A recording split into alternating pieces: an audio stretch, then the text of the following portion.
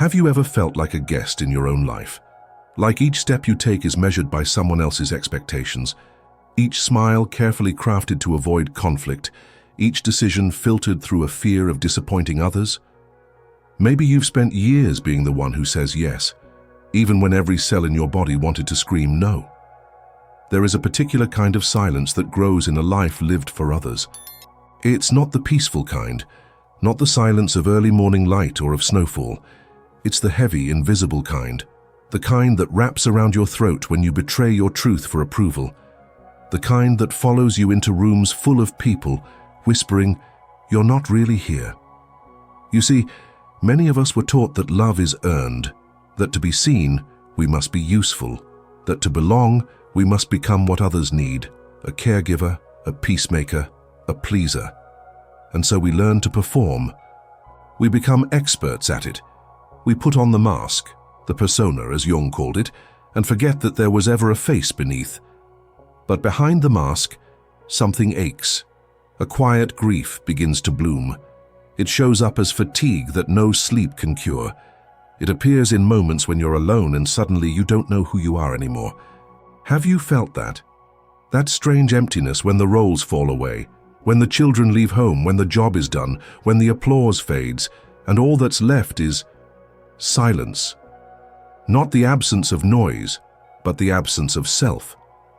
This is not weakness. It is the soul's way of calling you back. In Jungian language, this is the beginning of individuation, the sacred process of becoming whole, of reclaiming the parts of yourself you left behind to survive. But at first, it feels like loss. Because you've built a life, a reputation, a rhythm, and now the rhythm no longer fits. The clothes are beautiful, but they no longer feel like yours. You begin to wonder, what would happen if I stopped pretending? What would happen if, for once, I chose me? But the fear is real. You fear being selfish. You fear disappointing those who rely on your sacrifice.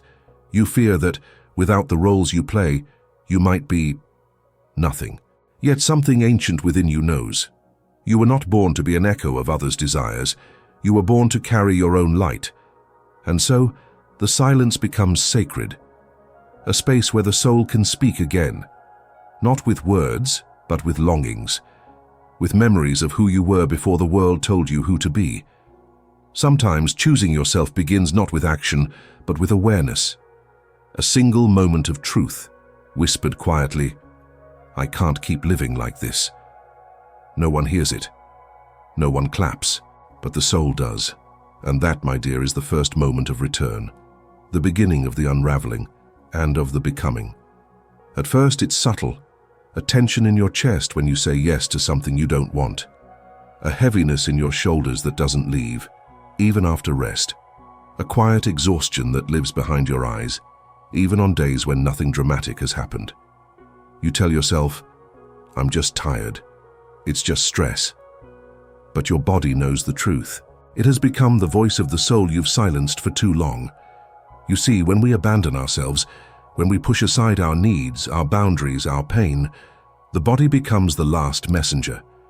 It begins to whisper, then ache, then scream. Anxiety, insomnia, digestive issues, chronic tension, mysterious symptoms that doctors can't explain. These are not random. They are not betrayals. They are cries. Each one is a language. Each one says, "Come back to me." Jung once said, "Until you make the unconscious conscious, it will direct your life and you will call it fate." And nowhere is this more visible than in the body. When you force a smile to keep the peace, your jaw remembers. When you say, "I'm fine," through gritted teeth, your neck stiffens. When you hold in your tears so no one sees you break, your chest tightens like a locked box. The body is your truth teller.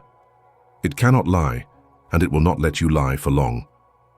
It remembers every moment you betrayed yourself to be loved, every time you stayed quiet when you should have spoken, every time you cared for others while ignoring your own pain, and slowly, gently, it begins to break down. Not as punishment, but as invitation. It wants you to slow down, to feel, to listen, because somewhere along the way, you stopped listening. You became so used to pushing through, to performing, to surviving, that you forgot you were a living soul in a living body. You began to treat yourself like a machine. But you are not a machine, you are a garden. And what happens when a garden is never watered? The soil dries, the leaves curl inward, the roots weaken, and yet, beneath the surface, life still pulses, waiting, hoping. You may have learned to ignore yourself as a way to cope. Maybe it was never safe to have needs. Maybe the only way to be accepted was to be invisible. But your body remembers who you were before the world told you to disappear. And now it asks, softly, painfully, will you return to me? This is not about blaming yourself for your pain. It's about recognizing that your body is not your enemy. It is your mirror. And right now, it's reflecting something you've hidden even from yourself, that your soul is tired of waiting. So the next time your heart races in a quiet room, the next time your stomach clenches without reason, the next time tears rise and you don't know why, ask yourself, what part of me have I been silencing? This is where the healing begins, not in running, not in fixing, but in listening, really listening, to the language of your own body. Because sometimes, the first step in choosing yourself is simply to believe your own pain. It doesn't happen with a dramatic speech. There's no spotlight, no applause, no grand announcement. Choosing yourself, truly choosing yourself, often begins in silence. It starts on an ordinary day, in an ordinary moment. Perhaps you're washing dishes, or staring out the window. And suddenly, something inside you whispers, I can't keep doing this. You pause.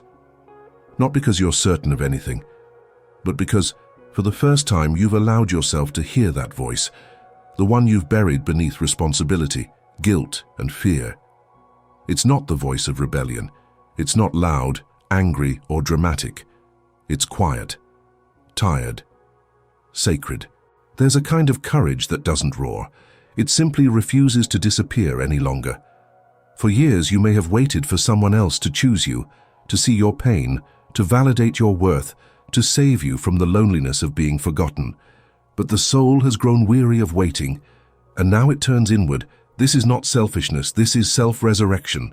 In Jungian terms, this is the threshold moment of individuation, when the authentic self begins to stir beneath the mask, longing not to be perfect, but to be real. But make no mistake, this moment is terrifying. Because once you hear the truth, you cannot unhear it. You can't go back to pretending you don't matter.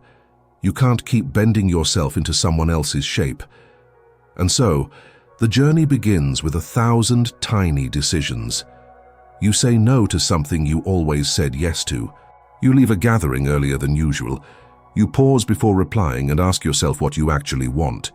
You give yourself permission to rest, even when the guilt screams louder than your peace. And maybe no one notices. Maybe the world around you doesn't change at all, but you do. Because something deep inside begins to exhale. Not in triumph, but in relief. It's like returning to a house you didn't know you'd left. Dusty, abandoned, but still yours. You begin to decorate it with honesty. You open windows that have been shut for years. You sit with the discomfort of being with yourself and realize maybe for the first time that you're not as lost as you thought. But here's the paradox. The more you choose yourself, the more grief you may feel. Not because it's wrong, but because you begin to see how long you've abandoned yourself. How many moments were lost to fear? How many pieces of you were given away in exchange for love that never truly came? Still, you keep going. Because somewhere in the quiet, you begin to feel something that was missing all along. Alignment. Your inner world starts to match your outer life. You say what you mean. You rest when you're tired, you stop explaining your worth. And slowly, life begins to feel like it's yours again. Jung wrote, "The most terrifying thing is to accept oneself completely." And yet this is where freedom begins. Because when you choose yourself, really choose yourself, you stop chasing love and start becoming it. You finally say it. One simple word. No, no, I can't make it. No, I don't have the energy. No, I'm not available to fix that for you today. But instead of relief, a weight settles on your chest. A shadow creeps in. not from the outside, but from within. It's guilt, thick, unseen, ancient. You thought saying no would feel liberating, but instead it feels like betrayal.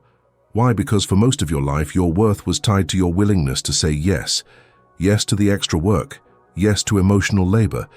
Yes to being the one everyone can lean on, even when you're collapsing inside. Somewhere deep in your conditioning, you were taught that goodness sounds like compliance, that love means sacrifice, that boundaries are barriers, not bridges to truth. And so, when you say no, your nervous system panics. You feel selfish. You feel mean. You feel like you're letting someone down, even when you're finally standing up for yourself. This is the invisible guilt, the kind that doesn't come from doing something wrong, but from finally doing something right for you. Jung once said, "Shame is a soul-eating emotion." And this kind of guilt, this inherited shame, feeds on the belief that your needs are a burden. But here's what no one told you growing up. You are allowed to disappoint others to honor yourself. Yes, that might mean someone feels frustrated. Yes, they may be used to the version of you who never had limits. Yes, it might change the dynamic. And that's okay. Because guilt is not always a sign you've done something wrong. Sometimes, guilt is the echo of an old identity being dismantled, the version of you who needed to be liked, needed to be needed, needed to keep the peace at any cost. That version begins to crumble when you reclaim your boundaries. It hurts, not because it's wrong, but because you're grieving. Grieving the role you played to survive, grieving the approval you once chased, grieving the silence you accepted in exchange for love. But guilt is not the truth. It's a shadow, a residue from a past where love was conditional. And now as you choose yourself, and even quietly, even gently, you begin to see this guilt is not a stop sign. It's a threshold. A moment where you walk away from the self-sacrifice that defined you and toward the self-honoring that will liberate you. And yes, some people may not understand. Some may push back or call you distant, cold, or selfish, but that is not your reflection.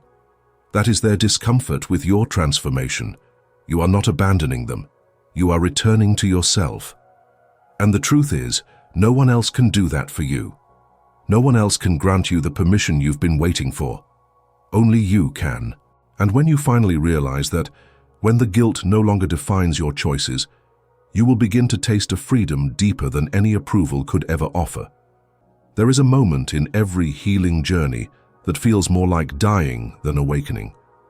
It's the moment you realize you can't go back, not because something external has forced your hand, but because the self you once pretended to be no longer fits. She's too tight, too polished, too agreeable, too far from your truth.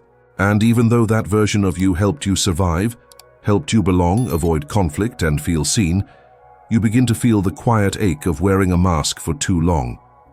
This is not an act of betrayal. This is the beginning of separation. And separation, though necessary, is never painless.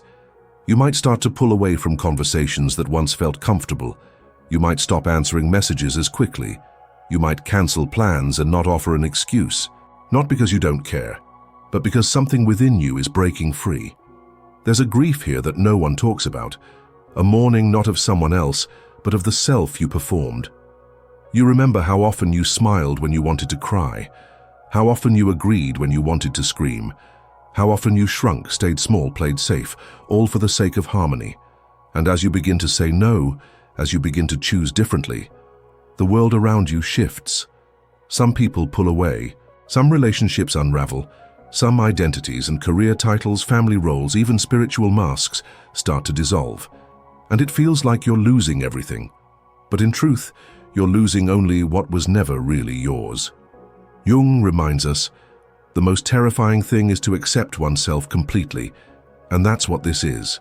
An acceptance so deep, so raw, so honest, that it requires the death of every false self you've ever worn. This death is sacred. It's not the end. It's the compost for rebirth. But grief will come. And it may feel like loneliness because when you stop pretending, the silence can feel unbearable. You may sit alone and wonder, who am I now?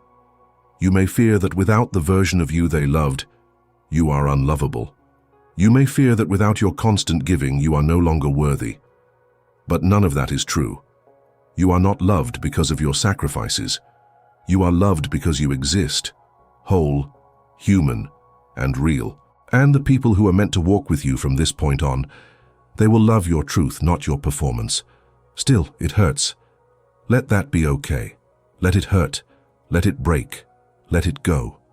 You are not here to carry the weight of a life that doesn't belong to you. You are here to come home. And sometimes home is not a place, it's a self you forgot, a self you buried beneath years of being enough for others. You are remembering now. And that is why it hurts. At first it's so subtle you almost miss it. A calm after a conversation where you once would have felt anxious. A full breath taken in the middle of a day that used to feel tight around your chest. A moment of laughter, real laughter, rising up from somewhere deeper than before. This is what it feels like when your soul begins to breathe again, not in grand gestures, not in instant transformation, but in quiet, steady signs that you are no longer betraying yourself to belong. Something inside you is being born, not created, for it was always there, but revealed now that the old masks have fallen away. You wake up and don't feel the need to rush. You speak and hear your own voice, clear and steady. You look in the mirror and, for the first time in years, you don't see someone trying. You see someone being. This new self is not loud or flashy. She is soft, grounded, unshakable. She knows her worth, not because others affirm it, but because she no longer asks for permission to exist. Jung said, "The privilege of a lifetime is to become who you truly are." And now, you understand. You're not chasing anything. Not love, not success, not validation. You are becoming, moment by moment, choice by choice, the most honest version of yourself. And there's beauty here, not the kind the world celebrates, but the kind that fills the room when you walk in whole, the kind that radiates from someone who no longer needs to be fixed, because they have remembered they were never broken. But rebirth is not without its own silence, because becoming real also means letting go of the noise, of the constant reaching, proving, earning. Now you reach inward. You listen more. You trust your no. You honor your yes. And with each choice, your life begins to align. The people around you shift. Some fade. Some draw closer. But all reflect this one sacred truth. You have changed. You are no longer afraid of the solitude, because in your own presence, you find peace. You no longer avoid your reflection, because you recognize the woman or man looking back at you. You no longer need to explain your healing to those who don't understand, because healing has become your way of living, not your story to defend. And yes, you still stumble. You still have days when you forget, when you fall back into old patterns. But even then, you don't stay there long, because you've tasted your truth now. You've felt your soul breathing, and once you've breathed that kind of freedom, you never go back. There comes a moment, often quiet, often unnoticed by the world, when you realize you are no longer waiting to be chosen, because you have finally chosen yourself, not as an act of defiance, but as an act of reverence. Choosing yourself isn't about turning your back on others. It's about turning your face toward your own soul, the one that has been waiting patiently through years of pleasing, performing, and disappearing. There is a holiness in this moment, a sacredness that cannot be seen, but is deeply felt. Because something irreversible happens when you begin to live from within. Your steps feel rooted, your no feels peaceful, your yes feels alive. You no longer search for mirrors to tell you who you are. You become the source of your own reflection. And what you find is not perfection, but truth. Messy, honest, whole. The kind of truth that says, I can love others deeply, but not at the cost of abandoning myself. I can hold space for your needs, but not while denying my own. I can be kind, without shrinking. This is where life begins, not the life they told you to live, not the life shaped by approval or fear, but your life, a life rooted in authenticity, a life guided by intuition, not obligation. A life that reflects the soul you were always meant to become. Jung reminds us, the most terrifying thing is to accept oneself completely, and yet here you are, not perfect, but present, not certain, but committed, not finished, but free. This choice, to stand in your own light, may cost you the comfort of the familiar. It may shake the foundations of relationships, roles, and routines, but it will give you something far more valuable: peace, integrity, wholeness. So let them say you've changed. Let them misunderstand your silence. Let them miss the version of you that no longer exists, because the version that lives now is sacred. She chooses herself, and in doing so, she chooses life. So now I ask you, when was the last time you truly listened? Not to the noise around you, but to the whisper within. Have you spent your life giving everything to others, hoping someone would finally turn and choose you? What if that someone has always been you? This video was not meant to give you answers. It was meant to awaken the part of you that remembers, the part that knows. Choosing yourself is not selfish, it's sacred. And if this message reached your heart, if you felt seen, if you felt a tear rise, if something stirred within you, then please consider leaving a super thanks. It's more than support. It's how we keep this space alive for those still searching. Subscribe if you haven't. Your journey matters. And someone else might need these words tomorrow. There's another video on your screen now. It's waiting for you. Let it be the next step on your return to yourself. And remember, what you fail to bring to consciousness appears in your life as fate. Carl Jung. Make this the moment you bring yourself into the light.